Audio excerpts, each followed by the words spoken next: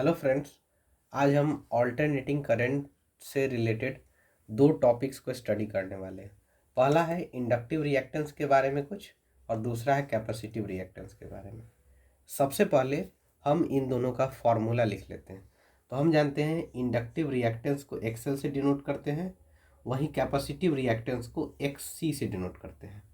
Inductive reactance का formula होता है ओमेगा एल, जिसको हम बाद में तोड़ के 2πfl लिख सकते हैं, जहाँ पर f जो है सो फ्रीक्वेंसी है। इतना समझ में आ गया।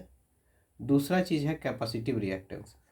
इसका फॉर्मूला हम लोग 1/ωc लिख सकते हैं। इसको भी हम लोग फ्रीक्वेंसी के फॉर्म में चेंज कर सकते हैं, जो कि हुआ 2πfc। अब आज के लेक्चर में हम लोग समझेंगे कि डीसी करंट के लिए इंडक्टिव रिएक्टेंस का क्या वैल्यू होता है और डीसी के लिए कैपेसिटिव रिएक्टेंस का वैल्यू क्या होता है। इसके लिए हम लोग को एक छोटा सा बेसिक जानकारी होना चाहिए कि जो डीसी है उसके लिए जो फ्रीक्वेंसी का मान होता है वह 0 होता है। डीसी जो करंट है यानी डायरेक्ट करंट, उसके लिए फ्रीक्वेंसी का मान होता है 0।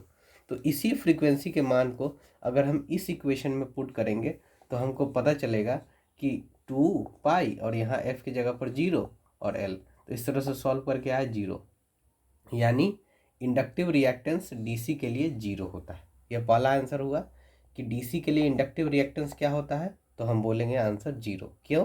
क्योंकि फ्रीक्वेंसी 0 होता है। अब हम चलते हैं कैपेसिटिव रिएक्टेंस में।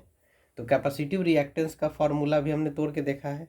अगर हम यहाँ पर फ्रीक्वेंसी की जगह पर 0 भरेंगे, जो कि डीसी के लिए होता है, तो हमें क्या मिलता है 1/0। और कैलकुलस का अप्रोच लगाए तो 1/0 को हम इन्फिनिटी कह सकते हैं।